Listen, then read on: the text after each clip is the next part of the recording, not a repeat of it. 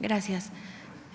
Muy buenos días, Presidenta, a los del gabinete también. Janet Galindo, de Grupo Transmedia La Chispa. Presidenta, el expresidente Andrés Manuel López Obrador dejó grandes megaproyectos. Uno de ellos precisamente fue la megafarmacia. En torno a este tema, todo esto para el bienestar social. En torno a este tema, quisiera yo saber qué es lo que tiene hasta el momento, qué informe le han dado hasta el momento, si este proyecto ha estado cumpliendo los objetivos y pues hablando precisamente de ahorita de los medicamentos. Sí, se va a seguir utilizando la llamada megafarmacia de Huehuetoca. Y vamos a entrar a un proceso de mayor digitalización de trámites. Es parte de los 100 puntos que presenté en el Zócalo, no solamente para la compra de medicamentos, sino para muchas otras compras dentro, es decir, del gobierno hacia afuera, y también una parte muy importante del acceso de las y los ciudadanos a los trámites de gobierno. Para eso se está creando la agencia digital y ustedes conocen a Eduardo Clark, que se volvió muy conocido en la época de la pandemia porque él, aunque no es médico, aprendió mucho de ello y permitió desarrollar todos los procesos para hacer eficiente la atención a la salud en aquel momento de la pandemia. Entonces, él justamente es experto en estos temas y está ayudando muchísimo a poder digitalizar todos los procesos en el sector salud. En este caso, compra de medicamentos, pero también vamos a un expediente digital único por cada ciudadano y ciudadana que pueda presentarse en cualquier entidad de la salud pública de nuestro país y otros esquemas que nos van a permitir la simplificación. Entonces, sí se va a seguir utilizando la megafarmacia y otros esquemas de distribución de medicamentos y va a ser todavía más eficiente porque vamos a entrar a un proceso de digitalización de trámites. Okay. ¿Hay algún presupuesto ya determinado para el siguiente año? ¿Lo tienes? ¿El presupuesto, Eduardo? ¿El presupuesto para la compra de medicamentos? 130,000 millones al año se destinan para medicamentos. Ok, muchísimas gracias. Gracias. Perdón, no sé si me presenté. Janet Galindo, de Grupo Transmedia La Chispa. En otro tema, justo el día 28 de este mes fueron las elecciones en el sindicato petrolero. Resulta que se dio nuevamente que Ricardo Aldana, ganara las elecciones. Aquí hubo muchas denuncias por parte de los trabajadores, por parte de otros líderes de diversas plantillas y una de ellas pues fue la licenciada Cristina, que denunciaron muchísimas irregularidades, también que no dejaron votar a 30,000 trabajadores, los cuales estaban registrados y no les permitieron el voto. Y bueno, finalmente aquí la denuncia era por parte también de los trabajadores, era hacer de su conocimiento que estas irregularidades que se dieron y que pues van a impugnar estas elecciones. Sabemos su postura, sabemos que usted se pronunció en total respeto hacia los sindicatos, pero sí queríamos preguntarle cuál sería su opinión tras todo este proceso y y el planteamiento de los trabajadores, que es la impugnación. Sí, tienen derecho a impugnar, es parte de el procedimiento que se sigue en estos casos y en otros, cuando hay personas que no están de acuerdo con los resultados. Y también pues el secretario del Trabajo, Marat, estuvo atento y si desean una reunión con él, pues por supuesto también los puede recibir. Pero nuestra posición siempre es la libertad de decisión de las y los trabajadores petroleros en este caso y en general de cualquier trabajador, tanto del Estado, de algún organismo público, como de empresas privadas. Muchísimas gracias. Presidenta. Y finalmente, ¿qué va a pasar? Pocas semanas antes de que concluyera la administración del expresidente López Obrador,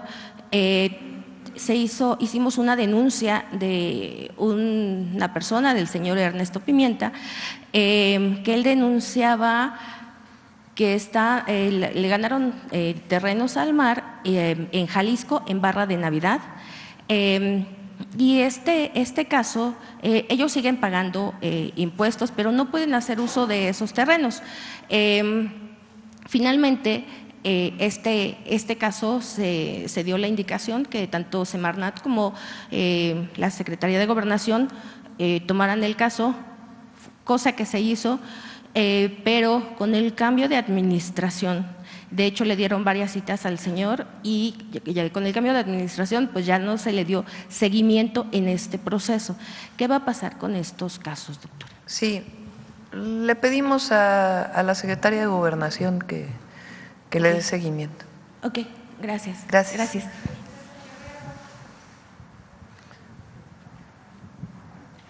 Buenos días, Presidenta. Buenos días. Me da mucho gusto saludarla.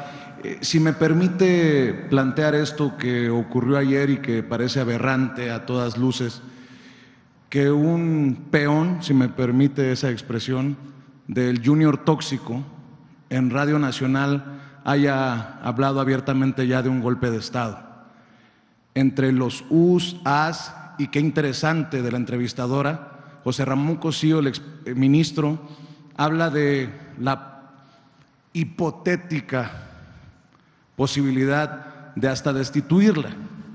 Y entendiendo lo que ha pasado en Brasil, lo que está pasando en Colombia, permítame pedirle su opinión y el mensaje para el Tigre. Creo que, recordando lo que en algún momento me dijo el expresidente Andrés Manuel López Obrador, de que la oposición no se estaba portando tan mal, creo que esta oposición ya ha rebasado un límite, y también los medios de comunicación que permiten decir cualquier cosa en sus radios o en sus televisoras. Para iniciar, Presidenta, por favor. Sí, Raúl, ¿por qué no platicas sobre lo que se votó ayer en la Cámara de Diputados y que se había votado en la Cámara de Senadores, para que todas y todos comprendan de qué se trata, porque parece que es algo fuera de lo común, que es algo terrible? Entonces, para que un abogado reconocido nos pueda explicar a todas y a todos. Adelante, Raúl.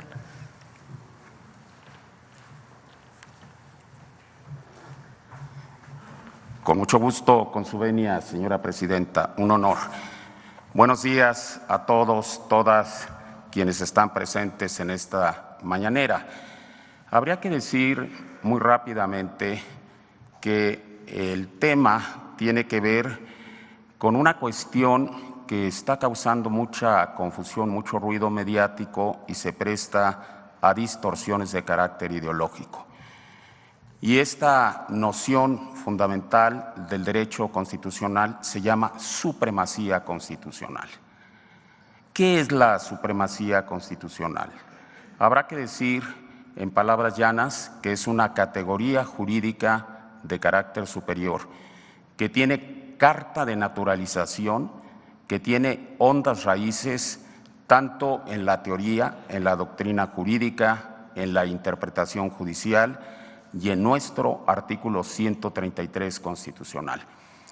¿Qué quiere decir supremacía constitucional? Quiere decir que la Constitución, la Carta Magna, es el texto fundante del orden jurídico mexicano, federal, estatal y municipal.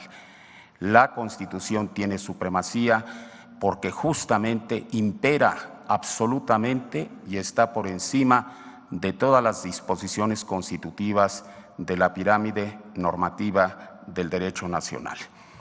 Ahora bien, la Constitución no puede ser una carta magna inerte, impávida, absolutamente desertora de los procesos constitutivos de la dinámica social. Tiene que seguir esa dinámica social, es decir, debe admitir la posibilidad de reformas o adiciones que permitan hacer el ejercicio de adecuación, alineamiento con los procesos sociales y sobre todo con las demandas imperativas de las mayorías populares del país. Y esta idea de que la Constitución tiene supremacía, pero que debe admitir un mecanismo de reformas o adiciones, fue sabiamente prevista por el histórico, el grandioso, el maravilloso Constituyente de Querétaro de 1917.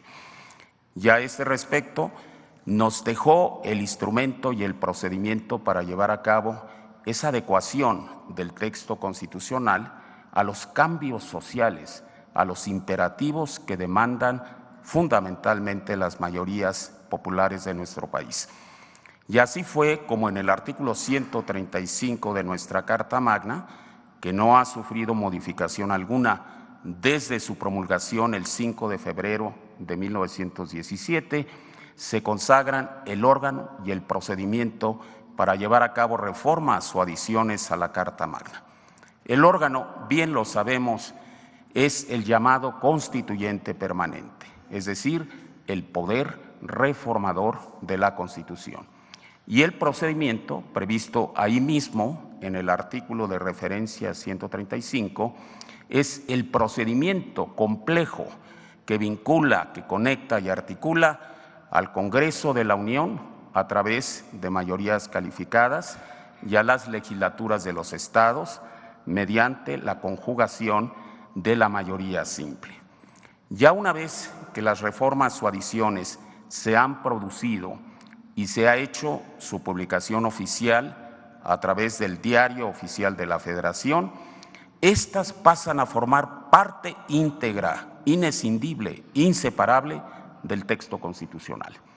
Y eso justamente ha ocurrido y está ocurriendo con las reformas constitucionales promovidas por el gobierno de nuestra Cuarta Transformación. Y eso, sin duda alguna, va a ocurrir con la reforma trascendental a los artículos 105 y 107 constitucional. Cuando ello ocurra, que será en un breve lapso, en virtud de que el poder reformador de la Constitución está en la etapa final, es decir, en la aprobación por la mayoría de las legislaturas estatales, habrá de ocurrir en las próximas horas.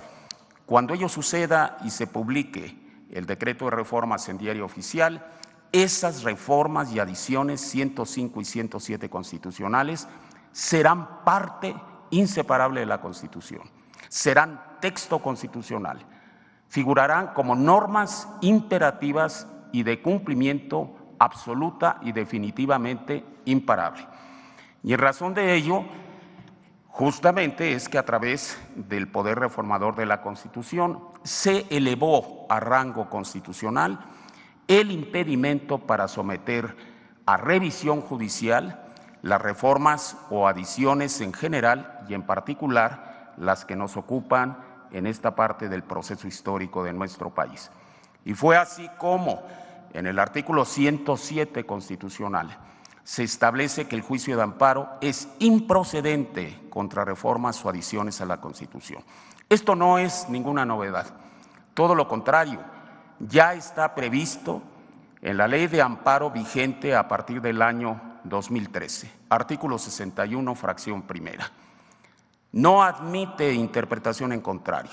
A la letra, literalmente ahí se establece con sentido imperativo y categórico que el juicio de amparo es improcedente contra reformas o adiciones a la Constitución. Lo que se hace ahora es simplemente visibilizar en la norma constitucional lo que ya existe como criterio legislativo e interpretación, incluso por el propio Tribunal Supremo de nuestro país. Cito rápidamente para concluir una contradicción importantísima que está siendo hoy en día obviada, omitida, quisiera pensar imprudencialmente y no dolosamente, por los ministros de la mayoría de la Corte. La contradicción de tesis 105-2021 de la segunda sala de la Suprema Corte de Justicia de la Nación dice categóricamente, leo: el poder reformador, sus actos no se encuentran sujetos a ninguno de los mecanismos de control jurisdiccional previstos en la Constitución General o en alguna otra ley secundaria. Lo que hace esta reforma es elevar a rango constitucional, reconocer en la Carta Magna lo que ya existe como realidad jurídica y como obligación a seguir por parte de los tribunales. Y lo dispuesto en el 107 se replica, se traslada, se homologa al 105 en relación a las controversias y acciones de inconstitucionalidad. El principio que aplica a estos medios del derecho procesal constitucional es exactamente el mismo e igualmente válido. Los actos del poder reformador son actos soberanos y, como lo ha dicho la propia Corte en esta jurisprudencia por contradicción de tesis del 2021, no son susceptibles de impugnación alguna. Es cuanto, señora presidenta. Presidenta, lamento la descortesía. Me presento, Vicente Serrano, conductor de Sin Censura TV, para que luego no vayan a decir que uno tira la piedra y esconde la mano. Su opinión acerca de esto que dijo José Ramón Cosío en el programa de Azucena Oresti en Radio Fórmula, porque habla de que si los ministros, que ya presentaron su renuncia, además 8, deciden que usted, echan atrás la reforma judicial y usted es considerada en desacato, sin necesidad de quitarle el fuero podrían destituirla. Y nada más hago referencia a lo que ha pasado hacia el sur, Presidenta, porque el estratega de la victoria de Bolsonaro en algún foro ya estuvo reunido con Cosío bajo la sombrilla de Mexicanos contra la Corrupción y la Impunidad, y pues sería muy inocente no entender las relaciones conservadoras, Presidenta. Sí. Primero, han estado la oposición planteando este tema de la supremacía constitucional como si fuera algo novedoso o fuera algo malo.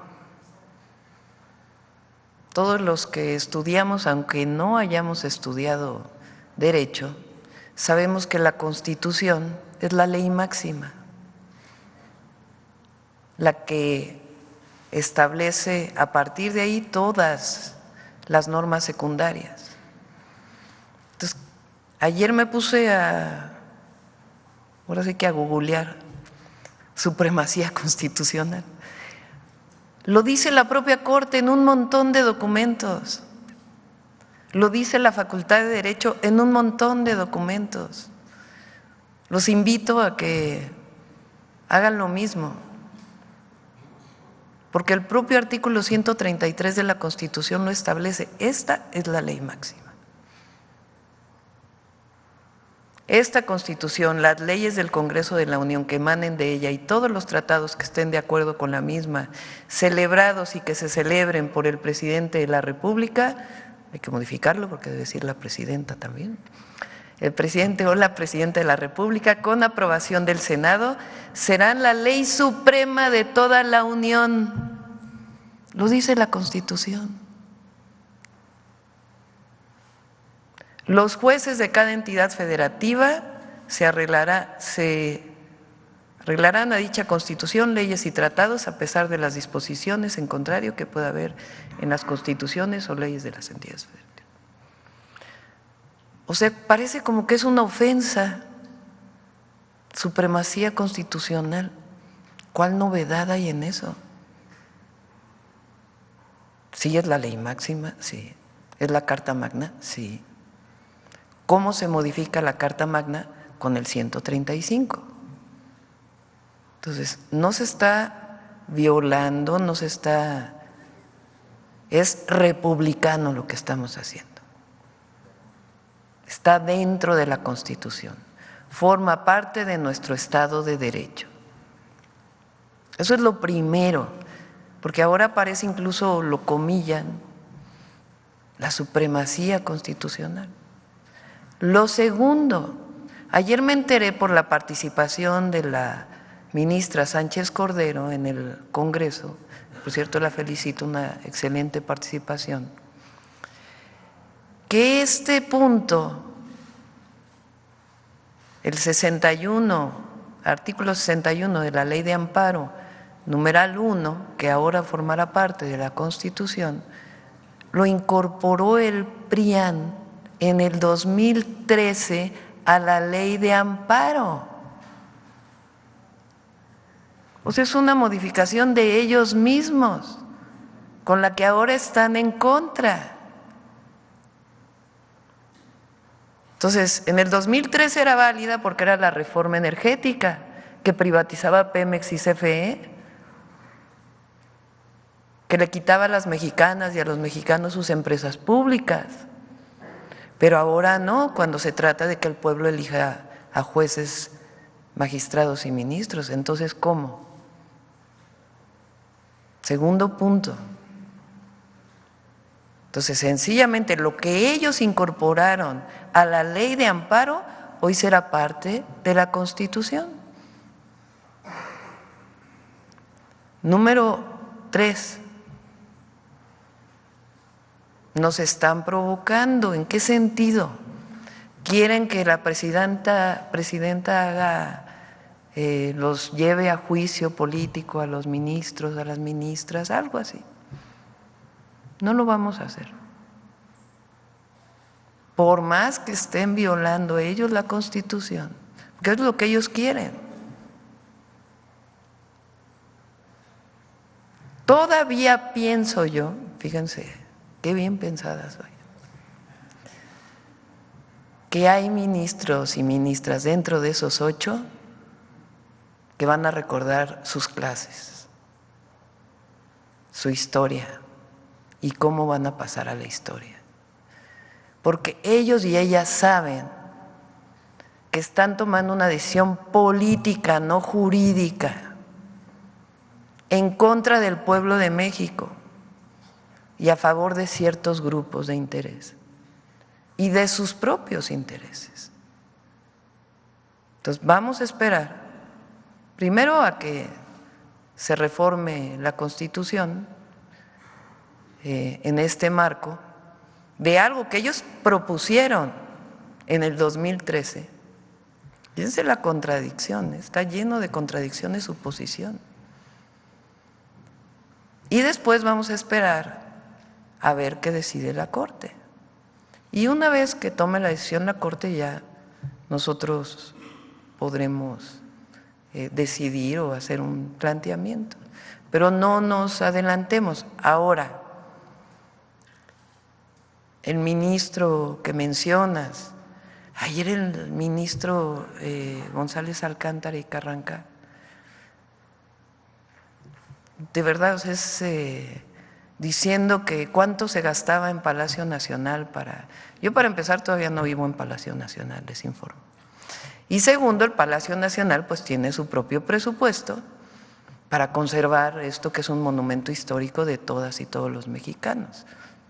Mal haríamos en no destinarle un presupuesto para la conservación de este inmueble tan importante para todas y para todos. Los gastos que tendré como persona con mi esposo en este lugar, pues van a ser parte de los gastos personales que se cubrirán con el salario que tenga como presidenta de la República. Pero ya llegan al límite de hablar de golpe de Estado, de que me van a destituir, que, o sea, tranquilos, calma.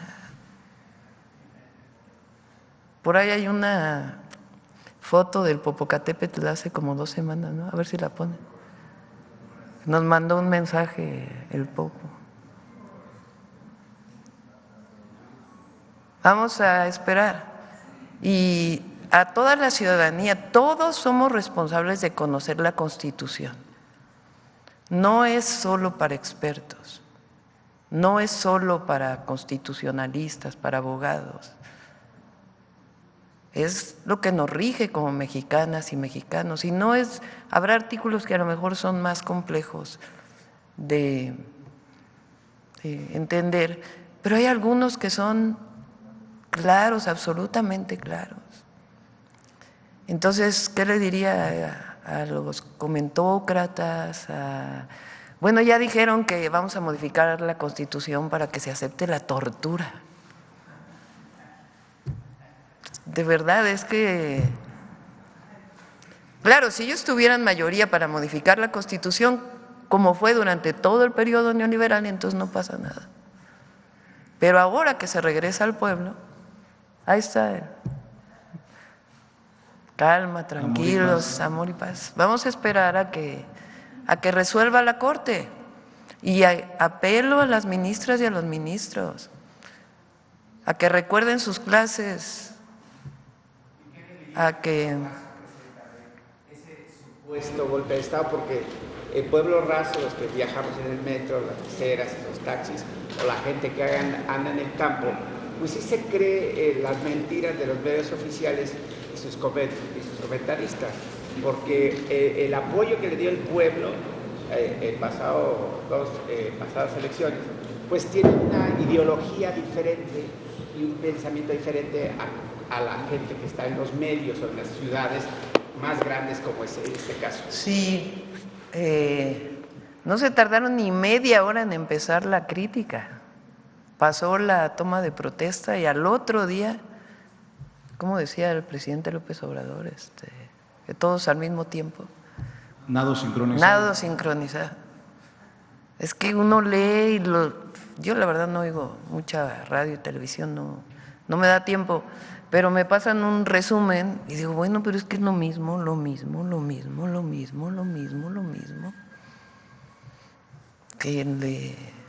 Que balanceen un poquito, ¿no? Y vamos a esperar. Y a la gente decirles, primero que a mí me eligió el pueblo de México y que 8 ministros no pueden estar por encima del pueblo. Y eso lo dice el 39 constitucional. ¿Quién es el soberano? Y segundo, esperar, no nos adelantemos. Y tercero, apelar a las ministras y ministros si todavía tienen algo de conocimientos en derecho, pues que actúen en consecuencia, porque también el proyecto del ministro Alcántara es de verdad, es un posicionamiento político, no tiene nada que ver con las leyes o con la Constitución, que también ellos juraron defender. Si me permite, 2 rápidos planteamientos, Presidenta. Se cumplen este año 200 años de la conformación del gran estado de Occidente, Sinaloa, Sonora, parte de Arizona, y el 14 de noviembre va a haber una sesión histórica en Álamos, Sonora, donde, por cierto, nació María Félix, un pueblo mágico. Ahí va a sesionar el Congreso. Hago referencia a esto porque también hay una ilusión histórica entre los pueblos hermanos del Fuerte Sinaloa y Álamos, Sonora. Primero fue capital de ese gran estado de Occidente, el Fuerte, después Álamos, y siguen de alguna manera incomunicados porque hay un camino de terracería que está complicadísimo, y esto de alguna manera ha frenado el desarrollo de lugares como el Fuerte y como Álamos, que viven del turismo. Entendiendo que Sonora ha sido privilegiado hacia el norte con la planta fotovoltaica, la carretera Guaymas-Chihuahua, ¿le han presentado en algún momento este proyecto para la pavimentación? Creo que son 70 kilómetros de terracería entre el Fuerte y Álamos. No sé si usted tiene conocimiento de esta ilusión histórica y no sé si sea algo que pueda estar en sus planes, Presidenta, en el marco de este 200 aniversario bicentenario de la Constitución de ese gran estado de Occidente. Sí, es alguno de los proyectos que nos planteó el gobernador. Próximo año nos vamos a seguir en el norte, porque hay una carretera que acordé con el presidente López Obrador que la íbamos a hacer a partir del próximo año, que es Bavispe Nuevo Casas Grandes, porque él la comprometió y ya no le dio tiempo de hacerla. Entonces me comprometí en un mitin ahí en Sonora de que la íbamos a hacer nosotros. Entonces el próximo año iniciamos con esa y vamos a continuar hacia Chihuahua, de Guaymas a Chihuahua, pero consideramos esta para los siguientes años. Es el rinconcito muchas veces olvidado del sur de Sonora, ahí entre Chihuahua, Sinaloa y Sonora, y le agradezco que lo tome en cuenta. Y para cerrar, la han atacado también desde ayer que se dio a conocer este reconocimiento Nobel por la sustentabilidad. Su opinión ahora que se ha hecho público y hay una invitación para que regrese a su alma mater en Berkeley, ¿sería tal vez su primer viaje al extranjero, presidenta? Sí, bueno, agradecer porque nos llegó hace 2 días este comunicado. Fue sorpresivo porque no es que nosotros hayamos gestionado el premio, es una fundación de la familia Nobel que se dedica particularmente a sustentabilidad y tiene que ver pues con el trabajo académico y el trabajo como servidora pública que realicé principalmente en el gobierno de la ciudad. El premio se entrega el 21 de noviembre. Quiero aclarar porque no es mi alma mater la Universidad de Berkeley en California. Mi alma mater es la UNAM. Mi doctorado, yo tengo un título de doctorado de la Universidad Nacional Autónoma de México en Ingeniería en Energía, pero toda mi tesis doctoral la hice asociado a un laboratorio que está asociado a la Universidad de Berkeley en California. Y me daría mucho gusto ir, no sé si vaya a tener la oportunidad, porque ya decidimos que sí vamos al G20.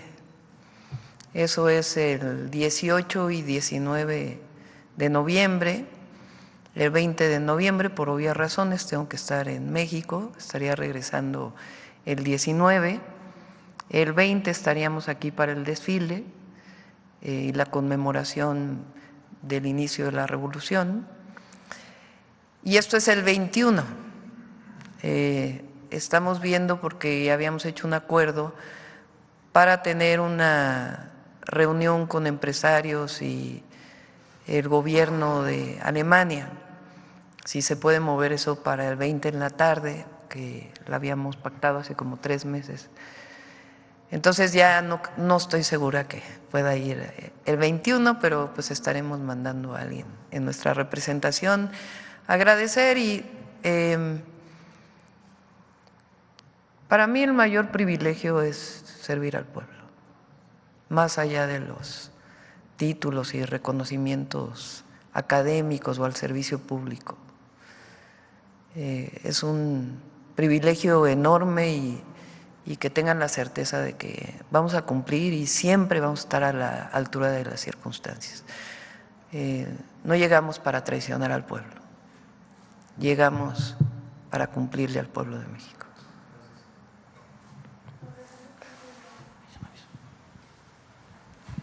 Buenos días a todas y todos. Carlos Navarro de Heraldo Media Group. Doctora, preguntarle de qué manera se van a proteger las reservas naturales que están amenazadas, como el caso de Cabo Pulmo, que hay un proyecto de Baja Bay que se cuestionó la manifestación de impacto ambiental. Es muy importante Cabo Pulmo por la biodiversidad que tiene en esta zona del Mar de Cortés, ahí en Baja California Sur.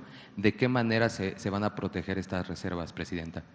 Sí. Primero tenemos una gran secretaria de Semarnat, Alicia Bárcena, está ahora en la COP16 de biodiversidad, muy reconocida nacional e internacionalmente.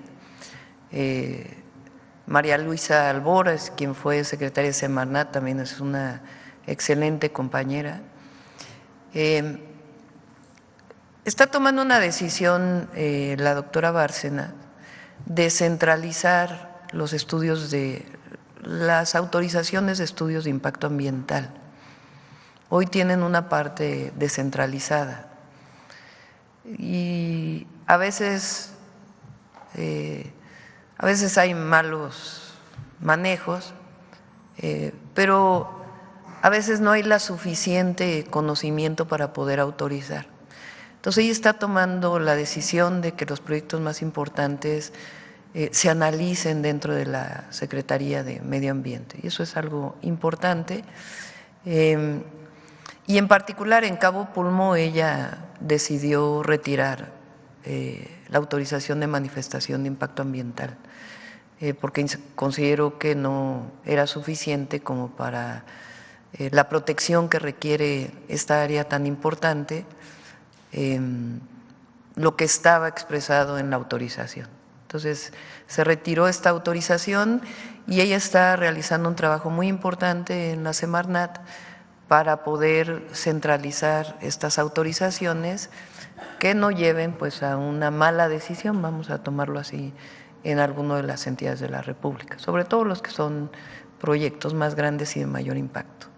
¿Se está haciendo algún análisis en todo el país para revisar estas manifestaciones que puedan tener algunas irregularidades? Ahí en donde hubo, particularmente esta, donde ella consideró que no cumplía con todo lo necesario y que podía tener la obra que se planteaba un impacto ambiental muy grande.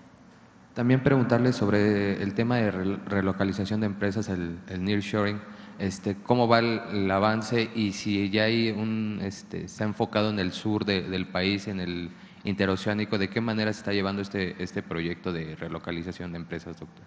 Sí, vamos a presentar ya muy pronto el Consejo para la Relocalización y Desarrollo Regional. Sigue habiendo mucha inversión extranjera en nuestro país, a pesar de lo que dicen de que se está yendo la inversión.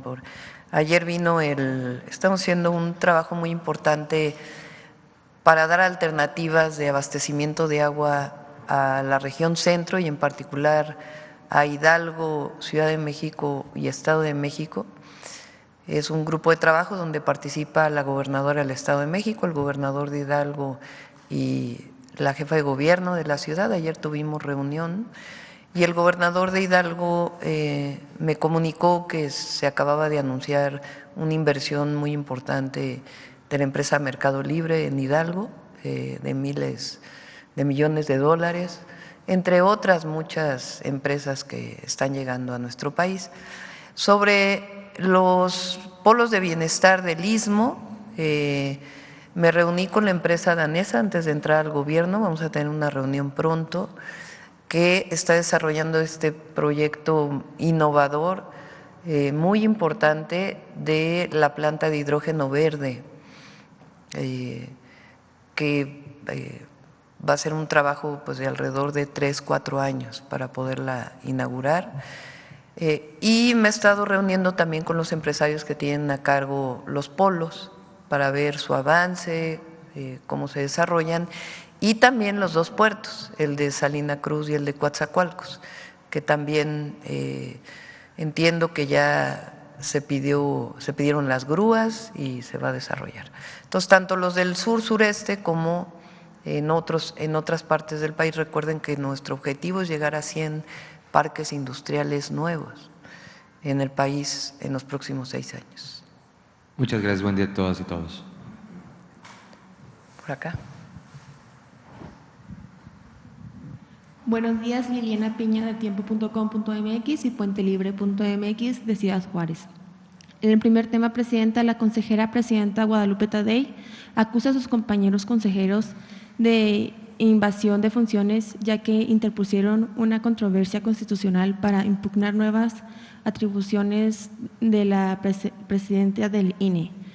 ¿Qué opina de la controversia y del acuerdo de estos consejeros y si sigue la resistencia contra la 4T y el INE? No conozco muy bien el tema, entiendo que tiene que ver con el nombramiento de servidores públicos dentro del Instituto Nacional Electoral que están parados porque no se ponen de acuerdo los consejeros.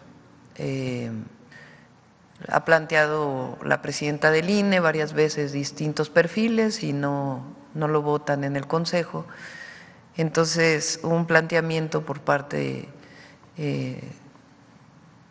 de una de las iniciativas en donde ella pudiera nombrar directamente.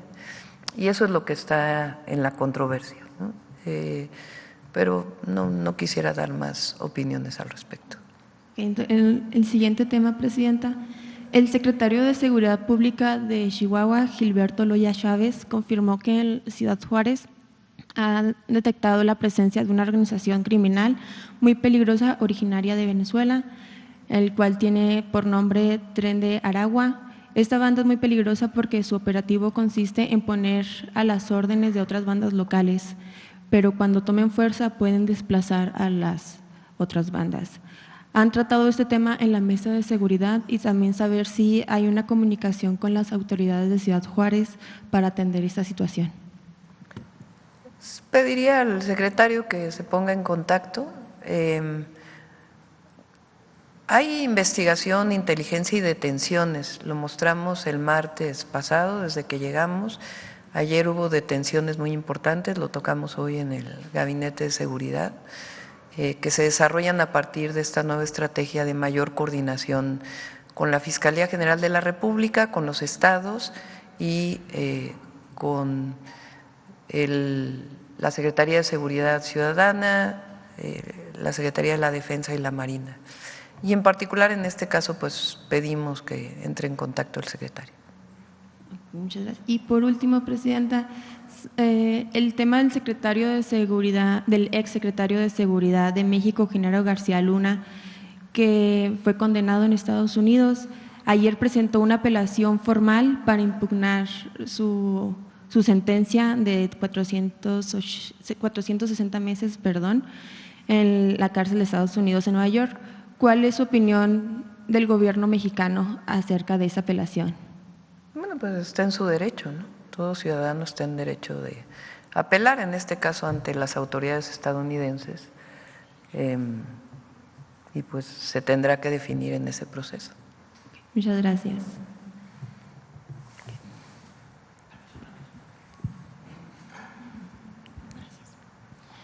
Buenos días, Presidenta. Isabel Briceño, de Pie de Página.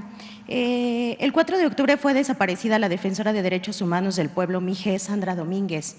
Ella había enunciado la existencia de dos grupos de WhatsApp, Sierra XXX y Megapeda, donde el actual coordinador estatal de delegados por la paz del gobierno del estado de Oaxaca, Donato Vargas, compartía fotografías de mujeres desnudas y en especial de mujeres indígenas mijes.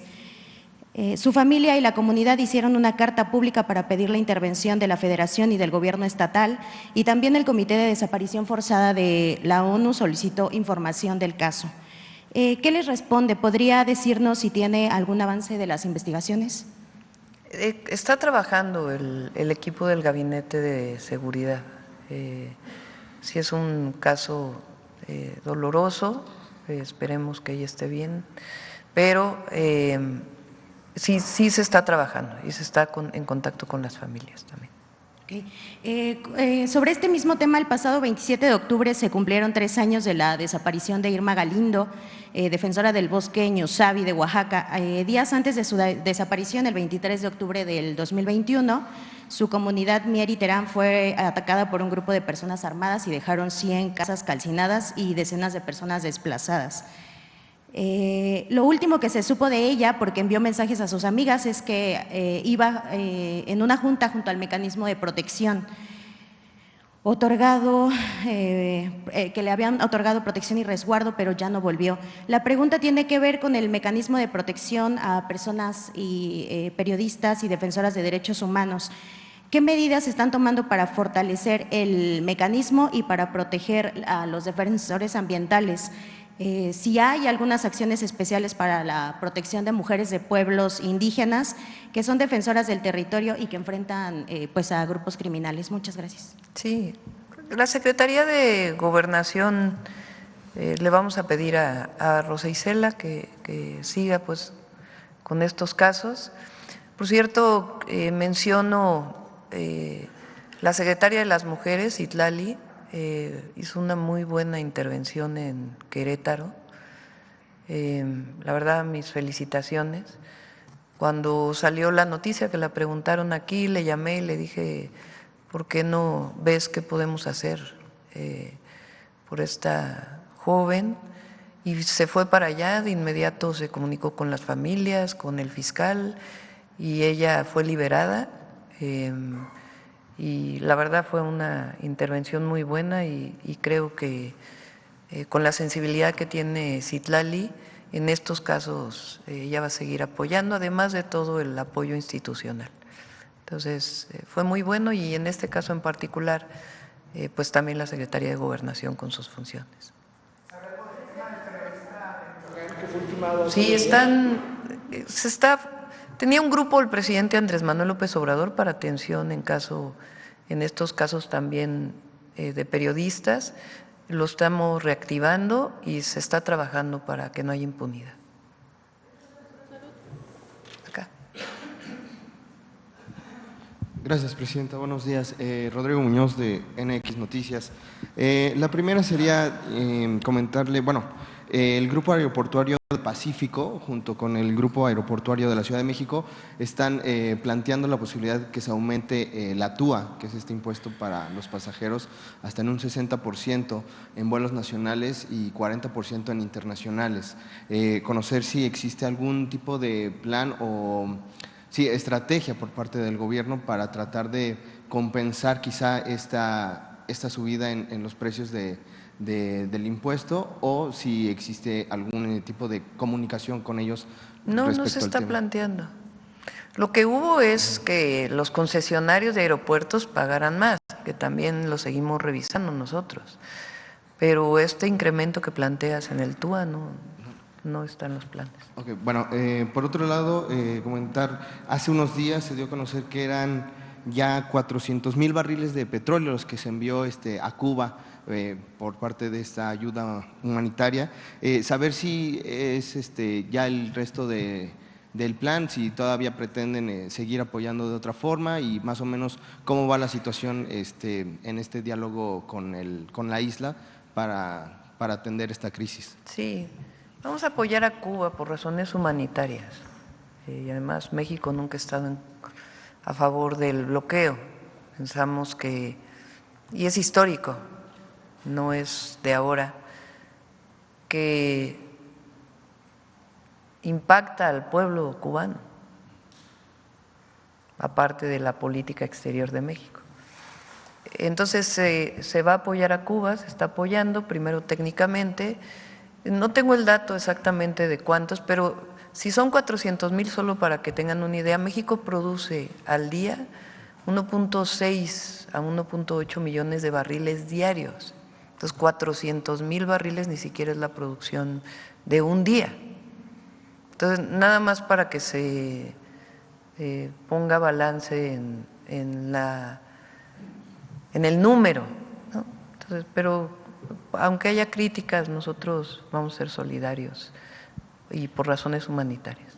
Dos cuestiones muy rápidas. Hoy se da a conocer el incremento del PIB en 1.5% durante el tercer superó trimestre. Todas las expectativas, decían que… Su comentario. así dije en un mitin cuando con el presidente López Obrador en la transición. Decían que no iba a haber Tren Maya.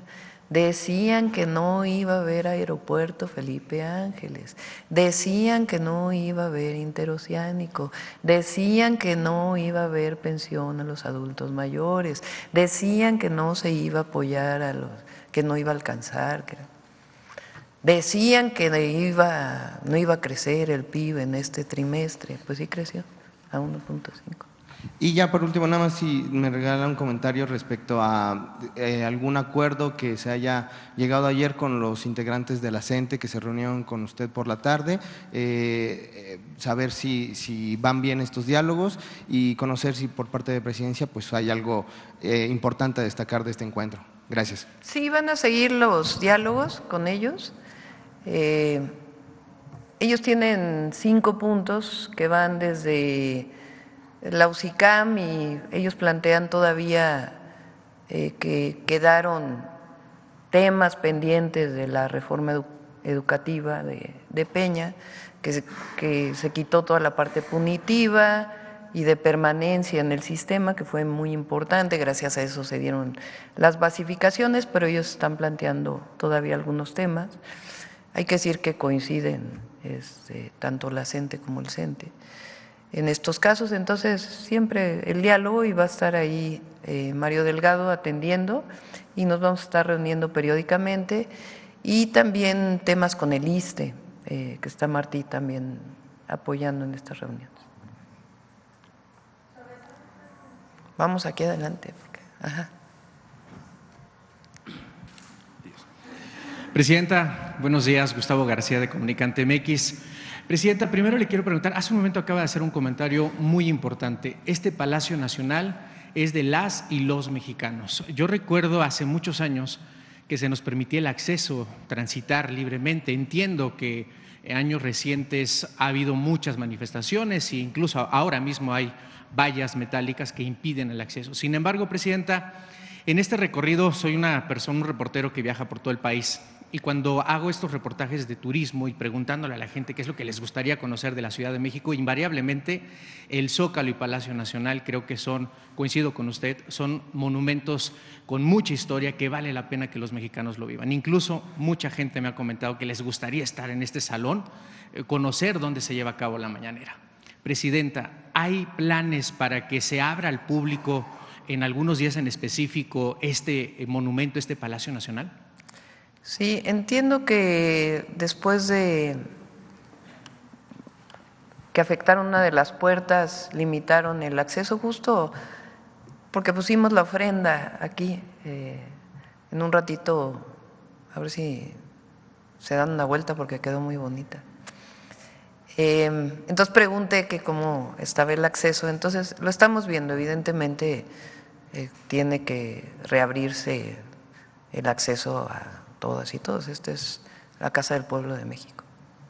De acuerdo, Presidenta. Como segundo tema, antes de que terminara el sexenio del presidente Andrés Manuel López Obrador, estuve en esta mañanera, una semana antes, le hice el comentario referente a un contrato polémico que existe con el AIFA, en donde se invirtieron 80 millones de pesos para sacrificar a 300 perros y gatos.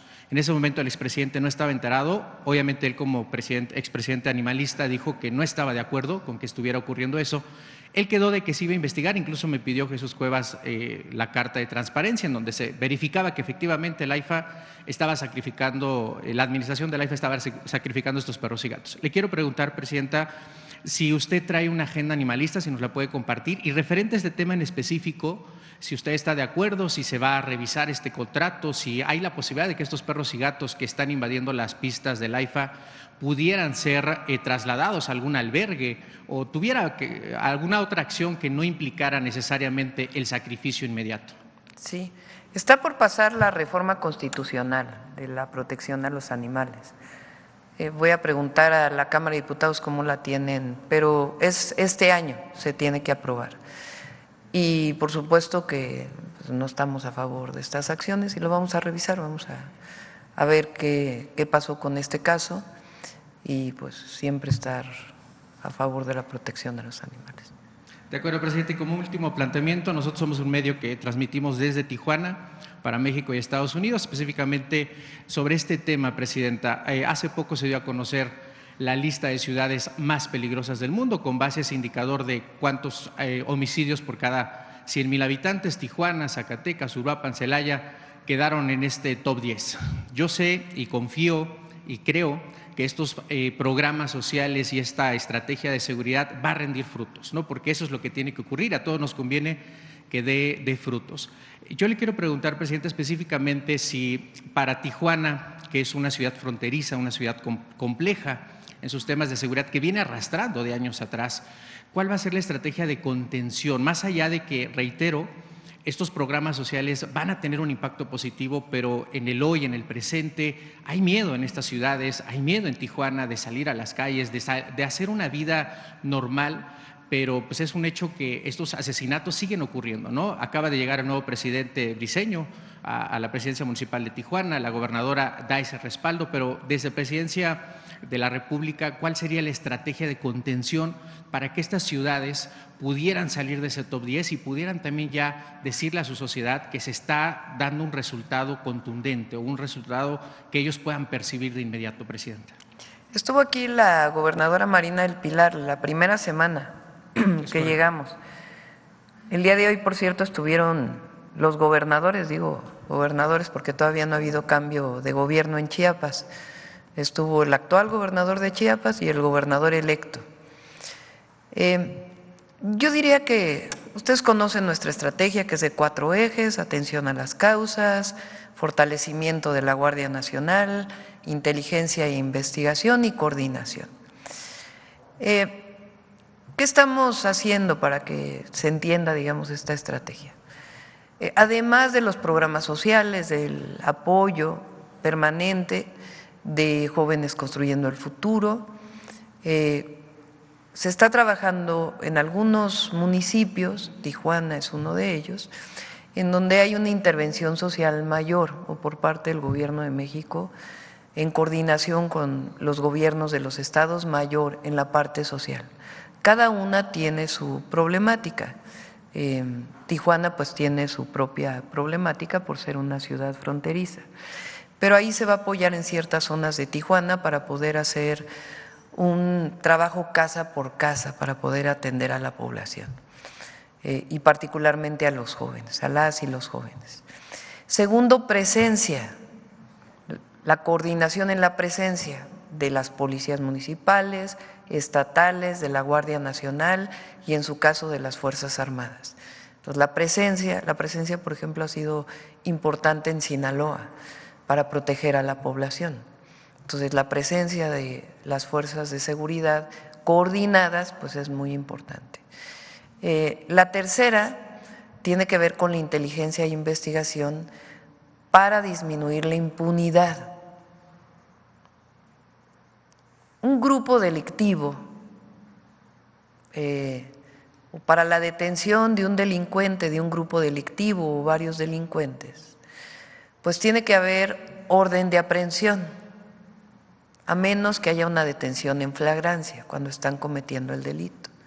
Si no, nuestro sistema lo que dice es que debe haber una orden de aprehensión. ¿Quién da la orden de aprehensión? Un juez. ¿A partir de qué? De una carpeta de investigación que abre el Ministerio Público. Si es delito del fuero común, es el Ministerio Público Estatal y es un juez del Poder Judicial Estatal. Si es un delito del fuero federal, el Ministerio Público Federal, o sea, la Fiscalía y un juez federal. ¿Con base en qué otorga un juez, suponiendo que no hay corrupción, con base en qué otorga un juez una orden de aprehensión? Pues con base en las pruebas que se presentan en una carpeta de investigación. Cuando hablamos de delincuencia organizada, pues es muy importante que las carpetas de investigación se integren bien para que venga la orden de aprehensión y después la inteligencia y la investigación para detener a quienes están generando violencia. Ese proceso de nuestro sistema penal acusatorio lo estamos fortaleciendo con la inteligencia y la investigación y la coordinación con las fiscalías estatales y federal, y va a dar resultados. De hecho, ya comienza a dar resultados con detenciones de personas presuntas delincuentes que generan violencia y va a seguir dando resultados. Y en Tijuana esa es la estrategia: atención a las causas, presencia y también inteligencia y investigación que lleve a la detención pues de quienes están generando la violencia en ese lugar. Es una visión distinta a solamente esta visión de detener narcotraficantes, que es distinta. No quiere decir que no se vayan a detener, sino que estamos construyendo el proceso para que no haya impunidad. Lo mismo la estrategia para Chiapas. Hay un detenido y siguen las investigaciones, sí. Gracias, Presidenta. Buenos días. Judith Sánchez Reyes, de Perspectivas MX. Preguntarle, Presidenta, sobre este informe del estatus de la megafarmacia, sobre todo del stock de medicamentos especializados que tiene.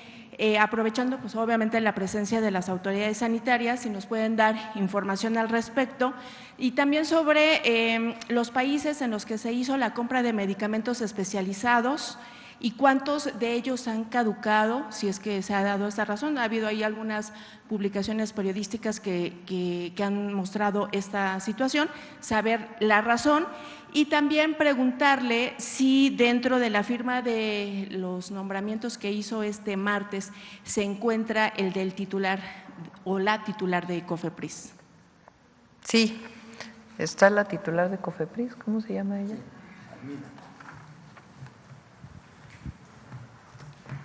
Sí, está la titular de COFEPRIS, la doctora Armida.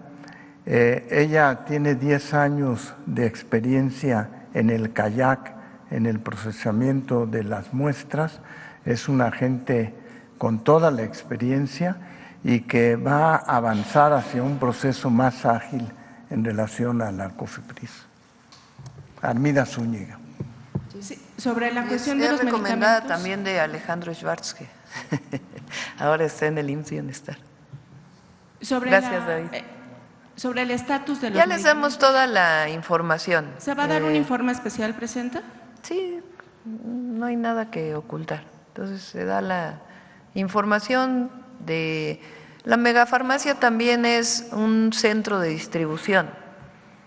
Entonces llegan medicamentos y se van a los estados. Entonces todo eso se va a informar.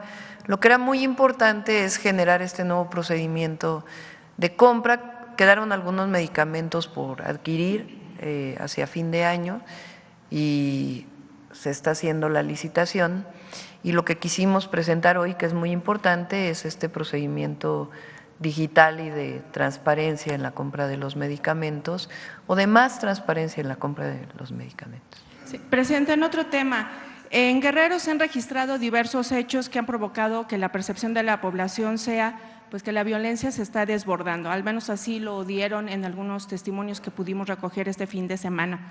Y para ello, bueno, contextualizar un poco. Por ejemplo, bueno, pues en Tecpan de Galeana hubo 34 muertos, en Ahuixmitlán el exalcalde Aurelio Méndez, que fue, por cierto, fundador de Morena, fue asesinado. En la montaña, en el municipio de Atlixtlac, un grupo de presuntos policías comunitarios atacaron a ciudadanos en una asamblea, dejando 2 muertos y algunos heridos. Hace unos días también las alcaldesas de Atoyac, Tecpan de Galeana y San Jerónimo pidieron a la población resguardarse ante la presencia de civiles armados, mientras que los municipios de Totolapan, Ayutla, San Miguel Totolapan y Coajinicuilapa no tienen actividades justamente por las amenazas de ciertos grupos del crimen organizado. Lo más reciente pues, es esta desaparición de 10 integrantes de una familia, entre ellos 3 menores de edad en Chilapa, mientras que en Chilpancingo pues, ya se está convocando a una marcha ciudadana justamente pues, en protesta por el asesinato del alcalde Alejandro Arcos. Ante este panorama, presenta preguntarle varios puntos. El primero, si el plan de seguridad que se presentó hace unas semanas ya se está aplicando en Guerrero y o se hará uno especial como en el caso de Chiapas, que también ustedes anunciaron, y también si se considera a Guerrero como un foco rojo en el tema del crimen organizado. Se está atendiendo. Lo mencionó aquí el secretario el martes. Y cada martes, cada 15 días va a haber informe. No vamos a dejar desamparado a nadie. El gobierno va a hacer su trabajo, está haciendo su trabajo y va a dar resultados la estrategia de seguridad.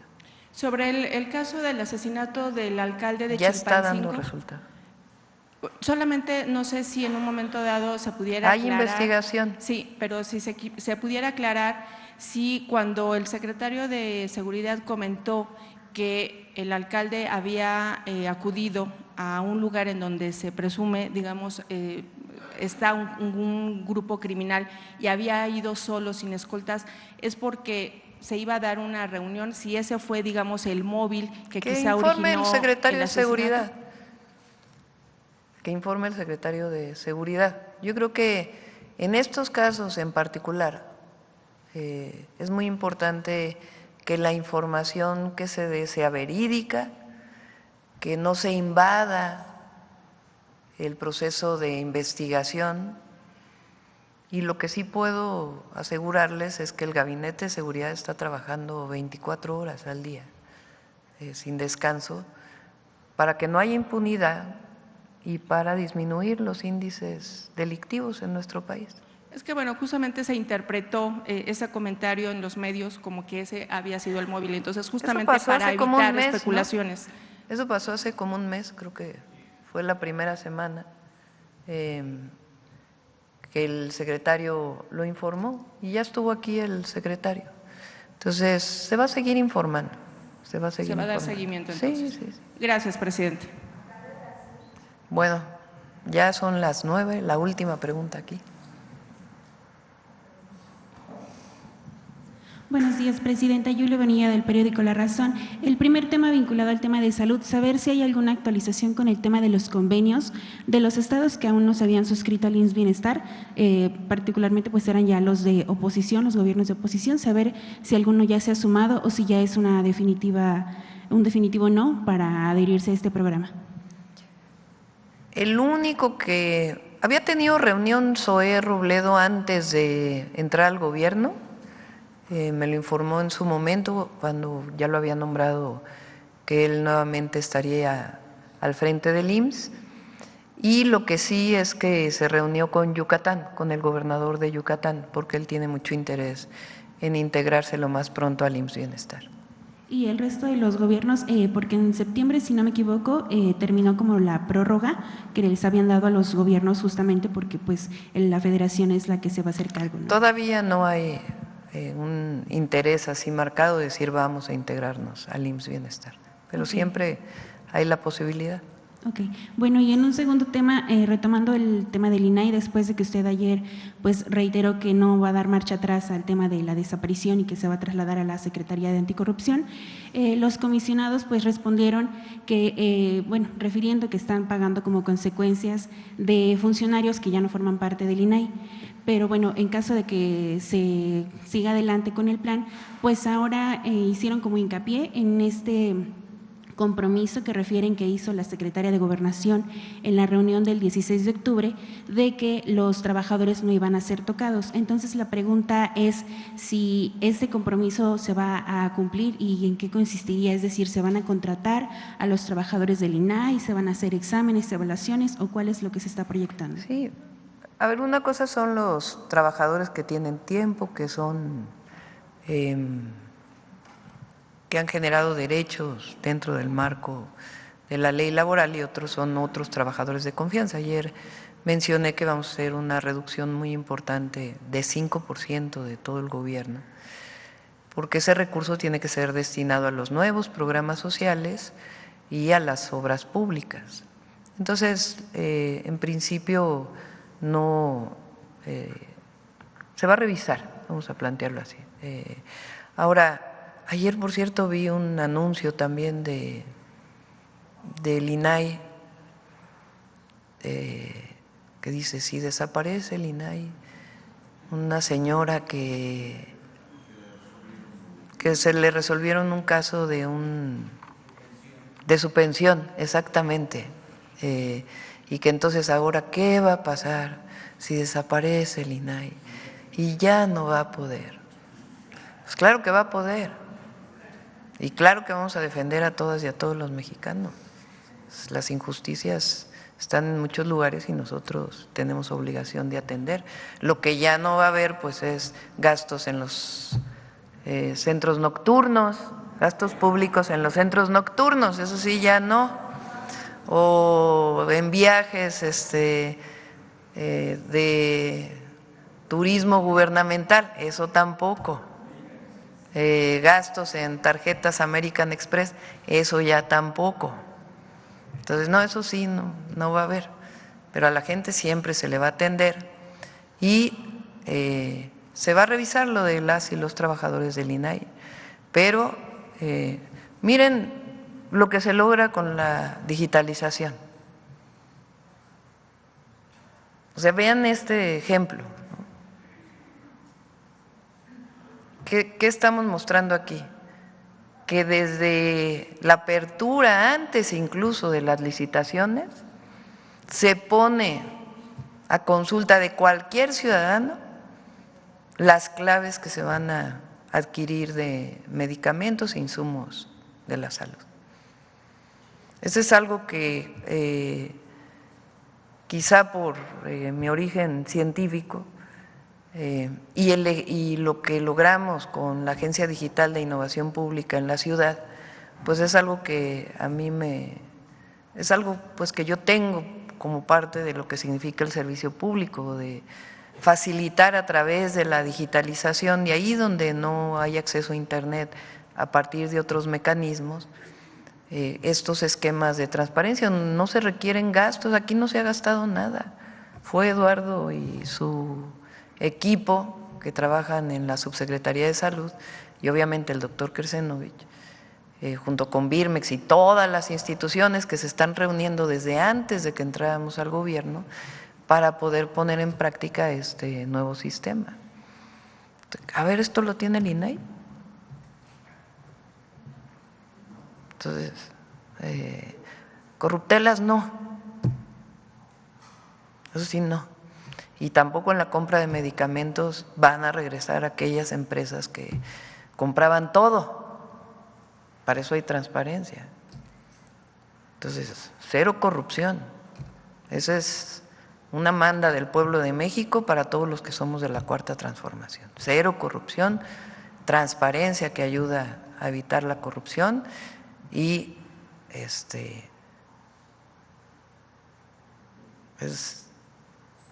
la autoridad moral, ética, se gana a lo largo de una vida.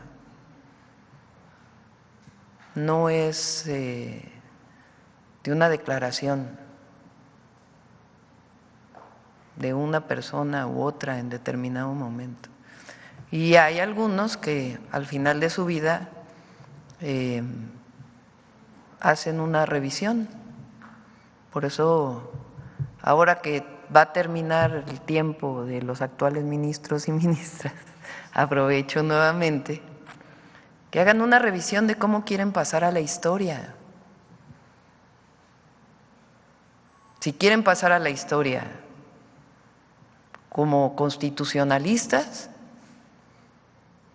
o quieren pasar a la historia violando la Constitución, siendo ministros y ministras. Entonces ahí está, para que… Bueno, vamos a cerrar con Noemí. Sobre insistir en el tema del Comité de Evaluación del Poder Ejecutivo, si ya tienen los nombres.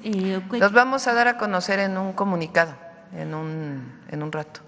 Hoy mismo. Sí, hoy es el último día. Sí, por cierto, no viene ahí, lo vamos a publicar en el Diario Oficial para que se haga la formalidad. Si pudiera adelantarnos qué tipo de perfiles son, qué consideraciones tomaron para elegirlos. Son perfiles de personas que conocen sobre el Poder Judicial, personas probas, que se dedican a distintos temas, de distintos lugares de la República, pero luego a veces quienes nacimos en la ciudad, luego somos, yo no, pero mucha gente centralistas y se eligen a puras personas que son de la ciudad, entonces son de distintos lugares de la República y algunos no son grandes conocidos, pero tienen un antecedente que les permite que puedan ser de este comité que va a evaluar todos aquellos que se inscriban para jueces, magistrados y ministros. Aprovecho cerrando para que el INE también revise cuánto va a costar la elección el próximo año, porque escuché que decían 13,500 millones, 13,000 millones, se habían dicho que eran 7,000 hace unos meses. Entonces, a ver, no va a haber financiamiento a partidos políticos, toda esa parte de una elección normal no viene. Entonces, hay un llamado respetuoso a los consejeros y consejeras del Instituto Nacional Electoral para que revisen el costo de la elección, que ya dijimos que va a salir de los fideicomisos del Poder Judicial. Adelante, Noemí. Con su permiso, Presidenta. Muy buenos días a todas y todos. Ya saben que estamos por iniciar el mes de noviembre y por lo tanto la sección va a estar dedicada a estas mujeres que le dieron luz, pensamiento, propaganda, ideas, acciones a la primera revolución social del siglo XX, la Revolución Mexicana, y es por eso que queremos iniciar con aquellas mujeres que estuvieron luchando contra el régimen porfirista, incluso mucho antes de aquel llamado de Francisco I. Madero de 1910. Creo que pensamos la revolución a partir de este 20 de noviembre de 1910, pero hubo mujeres que incluso habían ya vivido las consecuencias de esta lucha por la libertad y la justicia contra el régimen porfirista, y no es que yo sea profesora, de la que siempre me siento muy orgullosa, pero estas mujeres eran maestras, y vamos a dar cuenta de cómo a través de esta profesión tenemos casos como el de Elisa Acuña, a quien le queremos dedicar el día de hoy, pues va a ser trascendental tanto para la Revolución Mexicana, para la consolidación de los proyectos emanados de la revolución. Así es que les invitamos a conocer más sobre la profesora Elisa Acuña. Elisa Acuña fue una maestra, periodista y revolucionaria originaria de Mineral del Monte Hidalgo, quien luchó desde distintas trincheras en contra de la reelección y en defensa de la libertad, la justicia y los derechos de la mujer. A principios del siglo XX se afilió al Club Liberal Ponciano Arriaga, opositor a Porfirio Díaz, donde ocupó el cargo de vocal en la mesa directiva, de la que también formaban parte los hermanos Flores Magón. En estas reuniones de jóvenes disidentes, mujeres y hombres discutían textos e ideas revolucionarias y organizaron un movimiento en contra de la dictadura porfirista que fue reprimido. Acusada de incitar a la rebelión, Elisa Acuña fue presa política en 1903 en la cárcel de Belén, junto a Juana Belén Gutiérrez, otra destacada maestra, periodista e ideóloga revolucionaria, y junto a redactores de El Hijo del Aguizote. Unos meses más tarde, ya libres, Gutiérrez y Acuña se exiliaron en San Antonio, Texas, donde se dedicaron a editar periódicos subversivos como Fiat Lux y Vesper. Al bifurcarse el Partido Liberal en 1905, Elisa Acuña y Juana Belén Gutiérrez, junto con Dolores Jiménez y Muro, se distanciaron del magonismo, pero continuaron su trabajo militante y periodístico. En 1910 fundaron el club antirreeleccionista Las Hijas de Cuauhtémoc, que agrupó a más de 300 mujeres que demandaron al gobierno porfirista mejores condiciones laborales para las mujeres. Organizaron huelgas y exigieron un cambio político y social de fondo. Crearon además el periódico La Guillotina. En 1910, Elisa Acuña participó en la organización de la Gran Convención Nacional Antirreeleccionista en apoyo a la candidatura de Francisco I. Madero a la presidencia. Tras el asesinato de Madero, Elisa Acuña colaboró con el zapatismo repartiendo propaganda antihuertista en el estado de Puebla, por lo que fue perseguida. Elisa Acuña participó en el Consejo Feminista Mexicano, organismo creado en 1920 que buscó agrupar a las mujeres que se involucraron como propagandistas en la Revolución Mexicana y que, entre otras cosas, reclamó a los hombres del movimiento revolucionario el no haber reconocido el valor de las mujeres que participaron. Al crearse la Secretaría de Educación Pública, Elisa Acuña se integró al proyecto de formación para las escuelas rurales y en 1927 llegó a ser jefa de la Sexta Misión Cultural en San Luis Potosí, Zacatecas y Aguascalientes. Fue hasta 1945, un año antes de morir, que a Elisa Acuña se le concedieron oficialmente las condecoraciones del Mérito Revolucionario. La idea que me gustaría destacar es las maestras como protagonista de revoluciones en la historia y hoy día. Como dimos cuenta, fueron abriendo camino para que llegáramos a aquel 1910 y se atendiera el llamado. Elisa Acuña había sido presa desde 1903, es decir, 7 años de levantamiento de Madero, porque bueno, ya se había enfrentado al régimen porfirista y lo hacía a través de la prensa, a través de las letras, mujeres muy destacadas de la época también como Dolores Jiménez y Muro, Juana Belén Gutiérrez, y después de este levantamiento, de esta revolución social, pues las vamos a encontrar también consolidando el sistema educativo nacional. Como mencionaba, 1921 se crea la Secretaría de Educación Pública, una herencia de la revolución social, y estas maestras pues son las que van a ir consolidando la educación rural mexicana, y pues las vamos a encontrar sobre todo en las misiones culturales, muchas maestras destacadas también como Elena Torres, por ejemplo, y van a ser sus reconocimientos algo tardíos, 1945 como veterana de la revolución, y bueno, también el día de hoy y a través de estas secciones nombrándolas y dando a conocer sus historias, y les digo sobre todo pues la importancia en las revoluciones y en las transformaciones de nuestro país. Que tengan excelente día todas y todos. Es cuanto, Presidenta. Muchas gracias. Mañana les voy a dar vacaciones para que se levanten tarde. Nos vemos el lunes. Voy a estar aquí en la ciudad el fin de semana. Gracias a todas y todos. ¿Perdón? No, ya. Gracias a todos y a todas. Gracias. Sí, voy a grabar un video y luego para que puedan ir. Gracias.